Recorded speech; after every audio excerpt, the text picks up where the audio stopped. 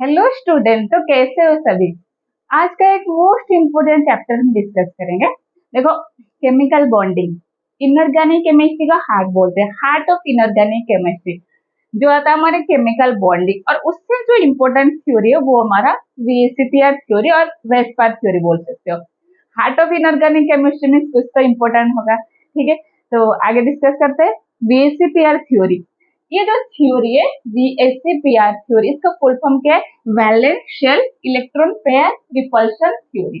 Valence shell electron pair repulsion theory, ये जो valence shell में जो इलेक्ट्रॉन प्रेजेंट होते हैं उनके रिपल्शन के वजह से शेप और ज्योमेट्री में क्या चेंजेस आता है वो बताता है हमारा वीएसीपीआर थ्योरी। इस थ्योरी को प्रपोज किसने किए थे? First, it is proposed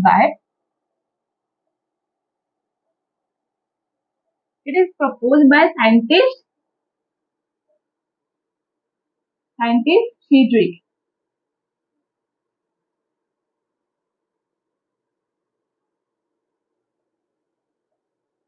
Friedrich and Powell in 1940।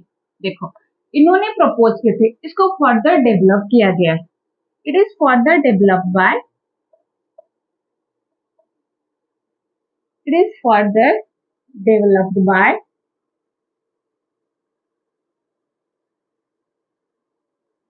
Neelam and Gillespie।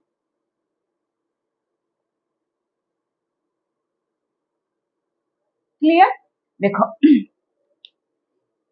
ये साइंटिस्ट ने डिस्कवर किया, इन्होंने इसको क्या किया, थोड़ा डेवलप किया और मॉडिफाई किया। तो ये थ्योरी क्या कहता है, इसमें कुछ पोस्टुलेट है, उस पोस्टुलेट को ध्यान में रखना, ठीक है। तो पोस्टुलेट जो इसमें जो जितने भी पॉइंट लिख रहे हो इसको भी आप नोट कर लेना क्योंकि इंपॉर्टेंट है। जो 11th बोर्ड में होंगे तो उनके लिए लॉन्ग क्वेश्चन में आ सकता है, या फिर जो कोई कॉम्पिटिटिव के लिए प्रिपेयर कर रहे हैं तो इसका जो पोस्टुलेट है उसका एक एक पोस्टुलेट में से एमसीक्यू आ सकता है, तो इसको नोट करना जरूरी है। तो आपको लिखना है पोस्टुलेट्स ऑफ बीएससी-पीआर थ्योरी। ये ज्यादा डिफिकल्ट नहीं, आपको कंसेप्ट समझना है। कंसेप्ट समझ में आ गया मीन्स आपको यह आगे बहुत काम में आएगा। फर्दर आपको इनऑर्गेनिक में कोई भी दिक्कत नहीं आएगी। तो देखते हैं postulates of BSc-PR theory. Postulates of BSc-PR theory क्या कहता है ये बीएससी-पीआर थ्योरी? चलो देखो, इसका पोस्टुलेट क्या है। जो वैलेंस शेल इलेक्ट्रॉन पेयर होते हैं वो डिसाइड करते हैं कोई भी मॉलिक्यूल के शेप और ज्योमेट्री क्या होगा। बस उसको लिख देते हैं, valence shell electron pair decide shape of molecule, decide shape of molecule. Clear? Second point क्या कहता है, जो वैलेंस शेल इलेक्ट्रॉन पेयर होते हैं वो repel each other. Valence shell electron pair repel each other. आपने सोचा होगा मैम ये क्यों रिपेल करते हैं? Valence shell electron pair repel each other क्यों रिपेल करते हैं? जो इलेक्ट्रॉन होते हैं नेगेटिवली चार्ज होते हैं, नेगेटिवली चार्ज में सिमिलर चार्जेस, तो सिमिलर चार्जेस हमेशा क्या करते हैं? रिपेल करते हैं। और अपोजिट चार्जेस क्या करते हैं? हमेशा अट्रैक्ट करते हैं। Valence shell electron pair repel each other as they are negatively charged। समझ में आ गया? Second point clear?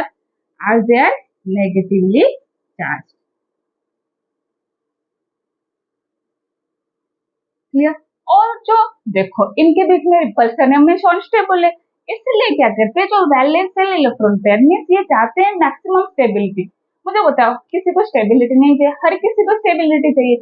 तो ये पास पास रहेंगे, मींस रिपल्सन ज्यादा होगा, ये इनके स्टेबिलिटी लॉस हो जाएगा। तो उसके लिए क्या करेंगे, ये स्पेस में कैसे अरेंज होते हैं? इनका अरेंजमेंट ऐसा होगा ताकि इनके बीच में डिस्टेंस ज्यादा हो।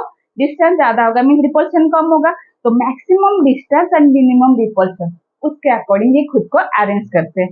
तो सेकंड पॉइंट क्लियर? लिखते हैं थर्ड पॉइंट, कैसे अरेंजमेंट होगा वैलेंस शेल इलेक्ट्रॉन का। देखो third point, valence shell electron pair, valence shell electron pair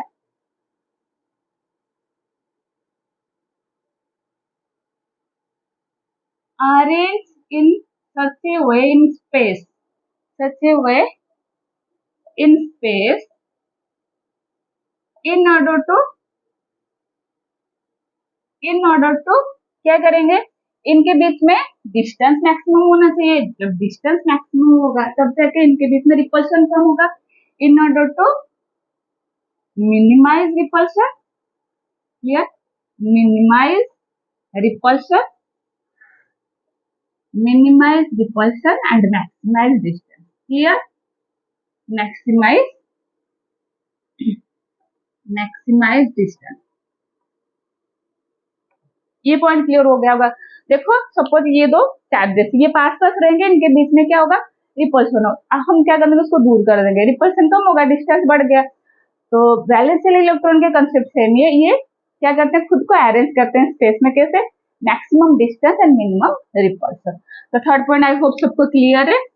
तो फोर्थ पॉइंट क्या कहता है, जो वैलेंस शेल इलेक्ट्रॉन है, ठीक है, वैलेंस शेल को स्फीयर की तरह एज्यूम करते हैं। तो वैलेंस शेल इलेक्ट्रॉन स्फीयर में डिस्ट्रीब्यूट होंगे। लिखते हैं valence shell is assume to be sphere, इसको स्फीयर मानते ऐसे, है ना, स्फीयर की तरह मानते। एंड इलेक्ट्रॉन पेयर डिस्ट्रीब्यूटेड है, electron pair assume to be distributed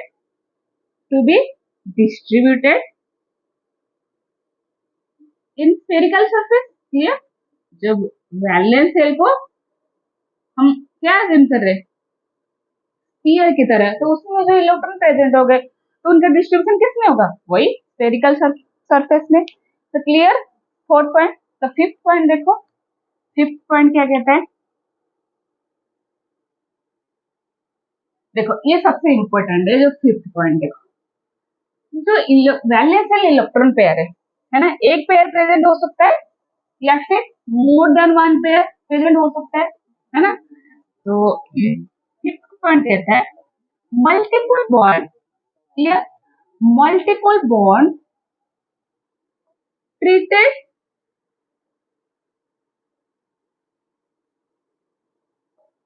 as if it is single electron pair,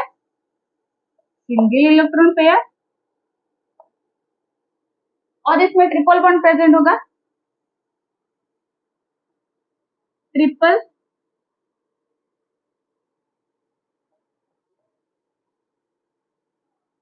bond या फिर मोर देन वन इलेक्ट्रॉन पेयर इसमें प्रेजेंट हो गए, more one electron pair is treated as super pair, देखो इसको समझा देते हैं, क्या कहता है concept. Suppose carbon dioxide consider कर देंगे, क्या ले रहे हैं हम, कार्बन डाइऑक्साइड, ठीक है। इसमें क्या है, देखो इसमें जितने भी, देखो इसमें यहाँ डबल बॉन्ड, यहाँ भी डबल बॉन्ड पे देंगे, तो more than one electron pair आ गए, मीन्स इसको सुपर पेयर मानेंगे, क्लियर, सुपर पेयर। तो आई होप ये पॉइंट क्लियर हो गया होगा।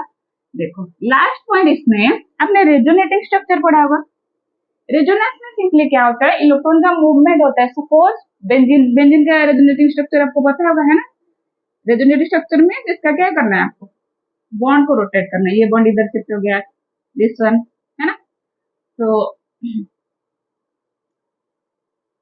है ना, देखो आपको सपोज एक मॉलिक्यूल के 3-4 रेजोनेटिंग स्ट्रक्चर गिवन है, तो हर किसी में तो हम valence shell electron theory, valence shell electron pair repulsion theory apply नहीं करेंगे। इसमें क्या करेंगे, कोई भी मॉलिक्यूल, कोई भी कंपाउंड को रेजोनेटिंग स्ट्रक्चर गिवन है, मींस आपको हर किसी रेजोनेटिंग स्ट्रक्चर पे अप्लाई करने की जरूरत नहीं, क्योंकि जो रेजोनेटिंग स्ट्रक्चर होते हैं वो क्या होते हैं, इक्विवेलेंट होता है, किसी एक स्ट्रक्चर पे बीएससी पेयर थ्योरी अप्लाई कर सकते हैं। ये आपने बेसिक ऑर्गेनिक केमिस्ट्री में भी पढ़ा होगा। So, if there are resonating structure, if there are resonating structure, clear? If there are resonating structure, VSAPR theory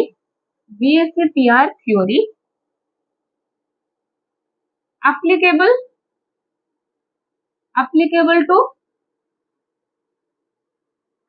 to only any one of the structure, ठीक है? Any one of the structure, clear सबको? देखो suppose आपको 3-4 resonative structure given है, हर किसी structure पे apply करने की जरूरत नहीं, किसी एक स्ट्रक्चर पे आप VSAPR थ्योरी अप्लाई करके देखो, ये अप्लीकेबल। तो पोस्टुलेट बहुत ज्यादा इंपॉर्टेंट है। ये जो थ्योरी है valency electron pair repulsion theory, ठीक है, जो फर्स्ट जिन्होंने प्रपोज किए थे थ्योरी, सिडज्विक एंड पॉयल, इन्होंने तो बस ये थ्योरी को बता दिया। जो सेकंड जिन्होंने डेवलप किए इस थ्योरी को, उन्होंने एक्स्ट्रा क्या बताया, देखो उनका ये कहना था, देखो रिपल्शन ऑर्डर, ये इंपॉर्टेंट है, ये जो पॉइंट लिख रहे हैं मोस्ट इंपोर्टेंट, इसको स्टार मार्क कर लो। रिपल्शन ऑर्डर किसने बताया? पॉयल ने, जो सेकंड जो आए थे साइंटिस्ट हमारे, वो बताया। रिपल्शन ऑर्डर मीन ये बोले loan pair and lone pair के बीच में जो रिपल्शन होगा वो सबसे मैक्सिमम होगा in comparison to lone pair bond pair repulsion and bond pair repulsion. ये बोलेंगे lone pair and lone pair के बीच में जो रिपल्शन है वो सबसे मैक्सिमम होगा। आई होप आप सबको लोन पेयर पता होगा, लोन पेयर निकालना भी। देखो सपोज आपको गिवन है CH4, ठीक है, और H2O। देखो इसमें लोन पेयर प्रेजेंट है या नहीं, कैसे कैलकुलेट करेंगे? देखो कार्बन जो सेंट्रल एटम है उसके एटॉमिक नंबर 6 है, 6 को हम लिख सकते हैं 2,4। मीन वैलेंस सेल में कितने इलेक्ट्रॉन है? 4 इलेक्ट्रॉन है, 4 होके 4 बॉन्ड में पार्टिसिपेट, है ना? तो इसके पास कोई लोन पेयर बचा होगा, मीन अकेला कोई इलेक्ट्रॉन है इसके पास? नहीं, इसके पास 4 ही, भाई इसके पास 4 इलेक्ट्रॉन है, इसने चारों के 4 बॉन्ड में पार्टिसिपेट कर रखा है, तो इसके पास कोई लोन पेयर है ही नहीं। क्लियर? तो देखो वाटर में लिखो लोन पेयर ऑक्सीजन के ऊपर, ऑक्सीजन एटॉमिक नंबर इसका 8, 8 को कैसे लिख सकते हैं? 2,6। 6 मीन बैलेंस सेल में कितने इलेक्ट्रॉन है? 6। कितने बॉन्ड इसने फॉर्म किया है? 2। 6 में से 2 बॉन्ड फॉर्म हो गया, कितने बचा? 4 इलेक्ट्रॉन इसके पास एक्स्ट्रा है, बेचारा कोई बॉन्ड में पार्टिसिपेट नहीं करेंगे इस लोन पेयर अकेले। 4 इलेक्ट्रॉन है इसमें, 4 इलेक्ट्रॉन में कितने पेयर बन जाएंगे? ये 2 लोन पेयर। क्लियर? तो ऐसे करके आप कोई भी कंपाउंड का लोन पेयर कितने प्रेजेंट है निकाल सकते हो। तो इन्होंने जो थ्योरी बताया, लोन पेयर में रिपल्शन ज्यादा है then lone pair bond pair, then bond pair bond pair. आप कैसे कन्विंस होगे मैम लोन पेयर में रिपल्शन ज्यादा है? देखो जो लोन पेयर होते हैं वो क्या होते हैं? सेंट्रल मेटल जो एटम होते हैं, जो सेंटर में जो मेटल प्रेजेंट है वो क्या होते हैं? उसके ऊपर ही लोकलाइज होते हैं लोन पेयर। जैसे ऑक्सीजन के पास लोन पेयर तो ऑक्सीजन पे लोकलाइज है। जो बॉन्ड पेयर है, bonding means sharing of electron. Suppose आप फ्रेंडशिप फॉर्म करना चाहते हो, फ्रेंडशिप के लिए क्या थे? Minimum 2 person. वैसे बॉन्ड फॉर्मेशन के लिए क्या थे? मिनिमम 2। क्लियर? तो जो बॉन्ड फॉर्मेशन के लिए 2 एटम इन्वॉल्व हो रहे हैं, मीन्स उनके इलेक्ट्रॉन के शेयर हो गए बिटवीन 2 एटम। पर जो लोन पेयर है वो पर्टिकुलर एटम के ऊपर लोकलाइज है। क्लियर? तो उस बेसिस पे लोन पेयर सेंट्रलाइज्ड है, कोई भी एटम पे ये क्या है? लोकलाइज्ड है। ठीक है, तो इसीलिए क्या होगा? सपोज लोन पेयर प्रेजेंट है, मीन्स एक ही एटम पे लोकलाइज है, तो इनमें रिपल्शन ज्यादा होगा। पास रहेंगे तो रिपल्शन ऑब्वियसली ज्यादा होगा। Loan pair and bond pair में रिपल्शन कम होता है। देखो बॉन्ड पेयर मीन्स क्या आ गया? शेयरिंग आ गया। बॉन्ड पेयर मीन्स देखो शेयरिंग, बॉन्ड फॉर्म हो रहे में 2 एटम के बीच में होगा, तो दोनों में डिस्ट्रीब्यूट हो गए। ठीक है, तो ये लोकलाइजेशन नहीं है। ठीक है, तो इसीलिए लोन पेयर में रिपल्शन ज्यादा है in comparison to lone pair bond pair and bond pair. तो ये रिपल्शन ऑर्डर था। देखो इन्होंने क्या किए, जो कंपाउंड गिवन है इसको 2 टाइप में डिवाइड किए। ठीक है, द कंपाउंड कंटेनिंग द, देखो सेंट्रल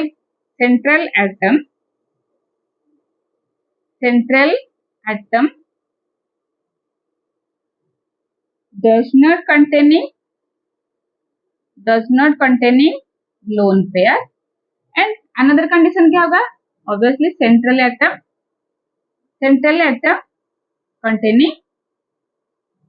कंटेनिंग लोन पेयर। उस बेसिस पे इन्होंने स्ट्रक्चर को डिवाइड किए, एक तो सेंट्रल एटम जिसपे लोन पेयर प्रेजेंट है और सेंट्रल एटम इन पे लोन पेयर प्रेजेंट नहीं। देखो आगे मैं एक फॉर्मूला लिख रही हूँ, ये इंपॉर्टेंट है। कोई भी स्ट्रक्चर का हाइब्रिडाइजेशन निकालो कैसे, ठीक है। हाइब्रिडाइजेशन निकालने के लिए sp हाइब्रिडाइज sp3 हाइब्रिडाइज, तो उसका हाइब्रिडाइजेशन निकालने के लिए फॉर्मूला लिख रही हूँ। क्या करना होगा, हाफ, ठीक है, सेंट्रल मेटल एटम की वैलेंसी, ठीक है, valency of central metal atom, valency of central atom plus, देखो जितने भी मोनोवैलेंट एटम अटैच होंगे, number of monovalent atom attach. Clear, monovalent समझ सकते हो जिसके वैलेंस शेल में एक ही इलेक्ट्रॉन, जैसे ये क्लोरीन, ब्रोमीन, ठीक है, आयोडीन, है ना। नंबर ऑफ मोनो, क्या करना है, सेंट्रल मेटल एटम के valency plus number of monovalent atom कितने अटैच है। देखो और सपोज कोई कंपाउंड पर नेगेटिव चार्ज है, माइनस है मीन आपको क्या करना है, plus negative charge and minus positive charge. आगे समझ में, क्या करना है, हाइब्रिडाइजेशन कैसे निकालेंगे, valency of central atom plus number of, उसके साथ कितने मोनोवैलेंट एटम अटैच है, डाइवैलेंट ट्राइवैलेंट होगा मीन उसको कैलकुलेट नहीं करेंगे। नेगेटिव चार्ज सपोज -2 प्रेजेंट है, मीन्स 2 नेगेटिव चार्ज, तो माइनस प्रेजेंट है मीन्स +2 करना है, ठीक है, प्लस प्रेजेंट होता है मीन्स -2 करना है। आसान है। एग्जाम्पल के थ्रू समझा देती हूँ। इसका हाइब्रिडाइजेशन निकालेंगे, आपके फेवरेट कंपाउंड मीथेन का हाइब्रिडाइजेशन निकालते हैं, है ना। मीथेन का हाइब्रिडाइजेशन फॉर्मूला के according half into central atom के वैलेंसी, सेंटर में हमारे कार्बन प्रेजेंट है, तो कार्बन का वैलेंस शेल में कितने इलेक्ट्रॉन है, 4 electron, plus number of monovalent कितने अटैच है, 4। कोई चार्ज है नहीं, माइनस होता तो प्लस करते, प्लस होता तो माइनस करते, 4 + 4/2, 8/2 कितना आ गया, 4 मीन्स sp3। क्लियर, ऐसे निकालना है। सपोज देखो 2 आता, 2 से शुरू करते हैं, एक टेबल ड्रॉ कर लो, है ना। देखो इसमें से सपोज आपको 2 आ रहा है तो क्या होगा, sp3 आ रहा है मीन्स sp2, 4 आ रहा है मीन्स sp3, 5 आ रहा है मीन्स sp3d, 6 आ रहा है मीन्स sp3d2। ऐसे करके आप हाइब्रिडाइजेशन निकाल सकते हो। क्लियर, तो उस बेसिस पे आगे बढ़ते हैं। सपोज कोई सेंट्रल मेटल है, सेंट्रल एटम है जिसके ऊपर कोई लोन पेयर है ही नहीं, ठीक है, तो उसके अकॉर्डिंग उसका स्ट्रक्चर कैसे होगा देखते हैं। इन्होंने 2 टाइप में डिवाइड किए थे, एक तो atom containing lone pair, central atom containing lone pair, central atom containing lone pair और doesn't containing lone pair, containing lone. Clear, तो देखो उस बेसिस पे कुछ एग्जांपल लेते हैं। सपोज इसमें एक कोई कंपाउंड है जिसके पास 2 इलेक्ट्रॉन पेयर है, 2 इलेक्ट्रॉन पेयर है, तो उसका स्ट्रक्चर कैसे होगा अकॉर्डिंग टू बीएससी पेयर। इसमें लोन पेयर का कंसेप्ट नहीं है, क्या कर रहे हैं हम, क्या कर रहे हैं, कंडीशन ले रहे हैं जिसके पास लोन पेयर नहीं है।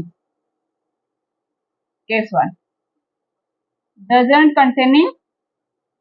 Containing lone pair, does not containing lone pair, LP लिख रहे हो। देखो 2 इलेक्ट्रॉन प्रेजेंट है मीन्स इसका ज्योमेट्री कैसे होगा, 2 इलेक्ट्रॉन अरेंज कैसे हो जाएंगे, देखो ऐसे, ठीक है, सपोज ए गिवन है, बी बी, तो ये कैसे स्ट्रक्चर बन गया, लीनियर स्ट्रक्चर। इसका एंगल कितना होगा बता सकते हो, ये एंगल है हमारा, ये एंगल हो जाएगा 180 degree. Clear. Suppose 3 electron pair present है, 3 इलेक्ट्रॉन प्रेजेंट है, मीन्स इसकी कैसे अरेंज हो गया, देखो ए प्रेजेंट है,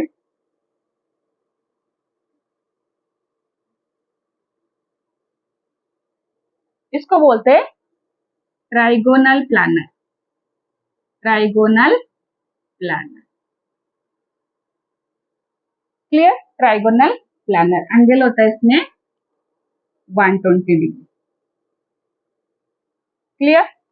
तो 3 इलेक्ट्रॉन पेयर प्रेजेंट है तो ऐसे हो जाएगा, 4 इलेक्ट्रॉन पेयर प्रेजेंट होंगे तो कैसे लिखेंगे इसको, देखो 4 इलेक्ट्रॉन पेयर प्रेजेंट है, 4 इलेक्ट्रॉन प्रेजेंट है मीन्स ए, उसके साथ बी,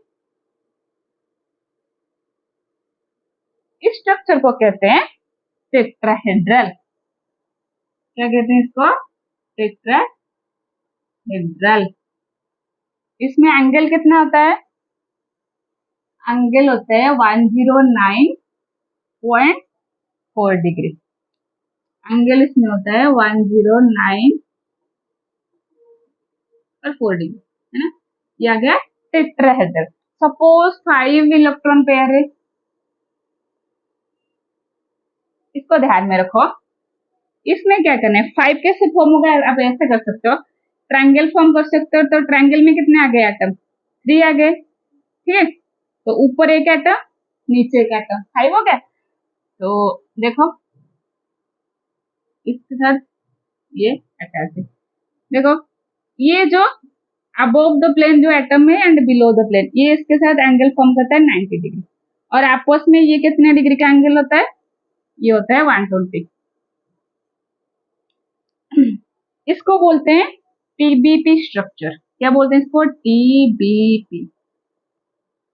जैसे आपको 4 तक क्लियर है, यहाँ आसान है, 4 एटम में टेट्राहेड्रल, एक एटम देखो, 4 को मैं समझा देती हूँ कैसे होगा, 3 तो आसान है, 2 मीन्स ऐसे ही रहेंगे लीनियर शेप में, 3 आ गए मीन्स ऐसे बन जाएंगे, 4 मीन्स देखो ये तीनों, ठीक है, ऊपर कोई सा भी हम क्या कर देंगे, सपोज ऊपर ऐसे ये क्या बन गया, ये टेट्राहेड्रल। क्लियर।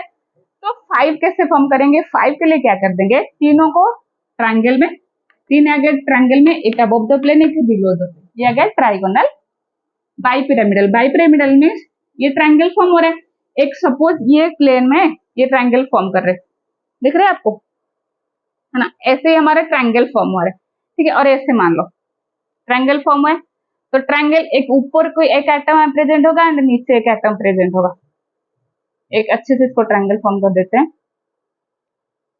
ठीक है, एक इसके ऊपर एक एटम प्रेजेंट है, नीचे ऊपर जो एटम प्रेजेंट है उसके साथ ट्रायंगल में जो एटम, एक पिरामिड फॉर्म करेंगे, इससे नीचे भी एक पिरामिड फॉर्म होगा, 2 पिरामिड फॉर्म हो रहा है इसमें, तो ट्राइगोनल इसलिए बाई पिरामिडल, जो मेन प्लेन में ये ट्रायंगल है और ऊपर जो प्रेजेंट है उसके साथ ये क्या फॉर्म करे, पिरामिड, एक पिरामिड ऊपर एटम के साथ, एक पिरामिड नीचे एटम के साथ, तो हो गया ट्राइगोनल बाई पिरामिड। तो हाइब्रिडाइजेशन निकाल सकते हो, सपोज आपको कोई भी कंपाउंड गिवन होगा, उसमें से आप निकाल सकते हो, उसका एंगल भी बता सकते हो, है ना। तो ये तो फर्स्ट कंडीशन था जिसमें क्या है, कोई सेंट्रल मेटल एटम के ऊपर कोई लोन पेयर प्रेजेंट है ही नहीं, सपोज लोन पेयर प्रेजेंट आ गया, है ना। सेकेंड केस कंसिडर करते हैं, ये इंपॉर्टेंट है, केस 2।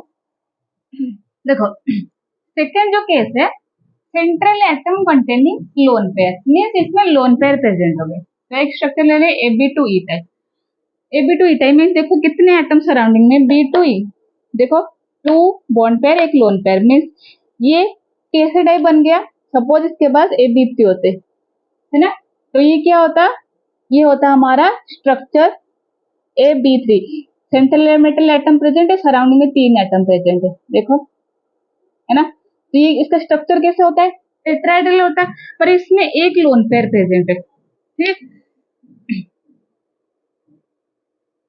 एक लोन पेयर प्रेजेंट है, मीन्स देखो सपोज ये लोन पेयर यहाँ प्रेजेंट है, एक लोन पेयर आ गया, मीन्स इसको भूल जाओ आप। तो ये स्ट्रक्चर कैसे बन गया, बेंड शेप, ये जो शेप है बेंड शेप। तो इसका एग्जाम्पल ले रहे हैं SO2। आप ये भी पूछ सकते हैं SO2 का बेंड शेप आपको कैसे पता है, SO2 इसका हाइब्रिडाइजेशन निकाल सकते हो, half into central metal atom का वैलेंसी ऑक्सीजन ग्रुप में आता है सल्फर, तो ऑक्सीजन के पास 6 मीन्स इसके पास भी 6 वैलेंस इलेक्ट्रॉन। कोई मोनोवैलेंट एटम अटैच है, नो, तो ऐड करने की जरूरत नहीं, 6/2 क्या आ गया, 3 मीन्स sp2, ठीक है, sp2 हाइब्रिडाइज। तो sp2 हाइब्रिडाइज में क्या होना चाहिए, ट्राइगोनल प्लानर, तो ट्रायंगल शेप में होना चाहिए, ट्रायंगल शेप में प्रेजेंट होना चाहिए। पर देखो इसमें एक लोन पेयर प्रेजेंट है, तो ऊपर एक लोन पेयर आ गया, बाकी ये जो शेप कैसे बना है इसका, बेंड। सपोज दो लोन पेयर प्रेजेंट होता है सेम स्ट्रक्चर में, और एक लोन पेयर प्रेजेंट होता है, क्या हो जाता है, लीनियर, क्लियर। नेक्स्ट कंसिडर करें AB3E टाइप, है ना। तो सराउंडिंग में सपोज 4 एटम होता है, ये यहाँ लोन पेयर प्रेजेंट है, 4 होता तो हमारा टेट्राहेड्रल स्ट्रक्चर होता, लेकिन ये क्या है, एक लोन पेयर प्रेजेंट है, तो ऊपर एक लोन पेयर प्रेजेंट है, तो ये जो स्ट्रक्चर बन रहा है ना, तो इसको क्या कह सकते हैं, ऐसे ही प्रेजेंट है ना, ऐसे ऐसे टाइप का। तो ये है trigonal bipyramidal, trigonal pyramid, trigonal pyramid, क्योंकि पिरामिड फॉर्म हो रहा है, तो NH3 का है ट्राइगोनल पिरामिडल। तो आपको क्या करना होगा, NH3 मीन्स इसका हाइब्रिडाइजेशन निकालना पड़ेगा आपको, half into nitrogen central metal atom, तो उसके वैलेंस शेल में कितने इलेक्ट्रॉन है, 5 है ना, कितने मोनोवैलेंट अटैच है, 3, 5 + 3 8, 8/2 आ गया 4, 4 मीन्स क्या होना चाहिए, sp3 हाइब्रिडाइज। देखो क्या इसके पास, नाइट्रोजन के पास लोन पेयर है, बिल्कुल है, क्योंकि इसके वैलेंस शेल में 5 इलेक्ट्रॉन है, 3 बॉन्ड में पार्टिसिपेट किया, तो एक लोन पेयर प्रेजेंट है, तो आ तो रहा है AB3E टाइप, है ना, lone pair plus bond pair, तो ये होगा हमारा ट्राइगोनल पिरामिडल। देखो सपोज इस स्ट्रक्चर में और एक लोन पेयर प्रेजेंट होता, तो ये क्या बन गया, बेंड शेप, ठीक है। नेक्स्ट देखो, एक है AB3E2 में सराउंडिंग में 5 एटम प्रेजेंट होंगे, सराउंडिंग में 5 एटम मैंने समझाया था, 5 एटम इस आपको कैसे करना है, 5 एटम इस तीनों को ट्रायंगल में रखना है, तीनों आगे ट्रायंगल में, एक ऊपर एक नीचे। देखो इसमें कितने, देखो लोन पेयर प्रेजेंट है, 2 लोन पेयर प्रेजेंट है ना, दोनों के दोनों लोन पेयर को मैं कहा लिख रही हूँ, देखो इसका 2 पोजिशन होते हैं, जो ट्रायंगल फॉर्म हुआ ना, जो ट्रायंगल फॉर्म हुआ है, एक ऊपर एक नीचे प्रेजेंट है, तो इस पोजीशन को बोलते हैं हम एक्सियल पोजीशन, बाकी ये पोजीशन होता है हमारा इक्वेटोरियल पोजीशन।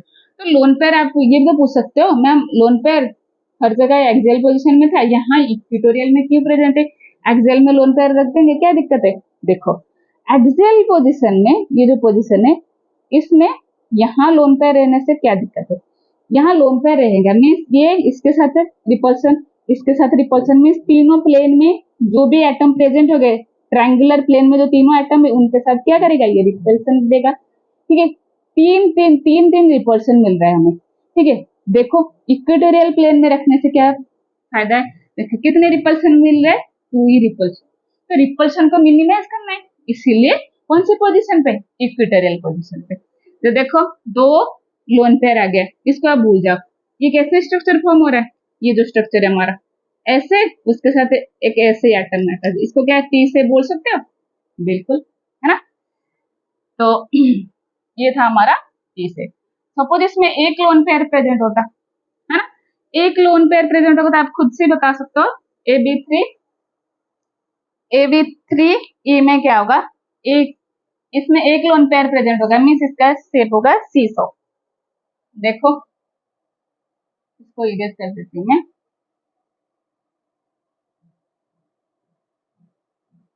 है ना।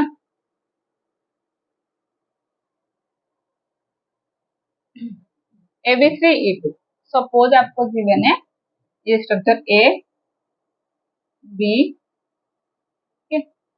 B, एक ही लोन पेयर यहाँ प्रेजेंट है इस पोजीशन, यहाँ लोन पेयर, यहाँ एटम प्रेजेंट है B B, ठीक है। तो A कितने, A 1 2 3 4, AB4E इसका होगा 300 से, सीसॉ, कुल्हाड़ी देखा ना आपने, वैसा टाइप है सीसॉ। ये इंपॉर्टेंट है, इसको थोड़ा विजुअलाइज करना दिक्कत होगा। बाकी टी सब तो आप देख सकते हो, बेंच से, ट्रायंगुलर से भी तो देख सकते हो, है ना। तो नेक्स्ट पढ़ते हैं, फिक्स होगा, फिक्स कंडीशन में सपोज 6 एटम सराउंडिंग में, है ना, A B 5E। देखो 5 एटम प्रेजेंट है, मीन्स आप कैसे अरेंज कर सकते हो, तीनों को ट्रायंगल शेप में रखना है, एक ऊपर एक नीचे। सपोज 6 एटम प्रेजेंट है, तो इनके अरेंजमेंट तो कैसे होगा, 4 होंगे स्क्वायर में, एक ऊपर एक नीचे, हो गया 6, बिल्कुल। तो इसमें एक लोन पेयर प्रेजेंट है, लोन पेयर कौन सी पोजीशन पे प्रेजेंट होगा, एक्सियल पे, ठीक है। तो एक्सियल में एक लोन पेयर प्रेजेंट है, यहाँ लोन पेयर, बाकी बी, ठीक है, बी। मुझे बताओ ये क्या दिख रहा है आपको, एक स्क्वायर है ना, ऊपर एक एटम है, तो स्क्वायर के साथ ये जो ये क्या फॉर्म करे, पिरामिड, तो इसको बोलते हैं स्क्वायर पिरामिड, स्क्वायर पिरामिड, आसान है, square pyramid. Suppose A B 4E2 means 6 consider करना है, कोऑर्डिनेशन नंबर इसके सराउंड में जितने भी है ना, lone pair plus bond pair मिला के जितना है उतना फर्स्ट आपको कंसिडर करना है। 4 + 2 6, 6 मीन्स आपको एक स्ट्रक्चर दिमाग में आना चाहिए, 6 मीन्स कैसे होना चाहिए, 4 होंगे स्क्वायर में, एक ऊपर एक नीचे। 5 मीन्स क्विकली बता दो, 5 मीन्स 3 होंगे ट्रायंगल में, एक ऊपर एक नीचे, ठीक है। तो ये 6 आ गया, 6 में कितने में बोलूं लोन पेयर कितने, 2 प्रेजेंट है, तो 2 में यहाँ एक लोन पेयर, यहाँ एक लोन पेयर, तो सिंपली ये यही है ना, ठीक है, सिंपली एक स्क्वायर प्लानर है, ठीक है। तो इसका स्ट्रक्चर कैसे हो जाएगा, इसका होगा square planar, square planar, clear. तो ये था हमारा VACPR थ्योरी।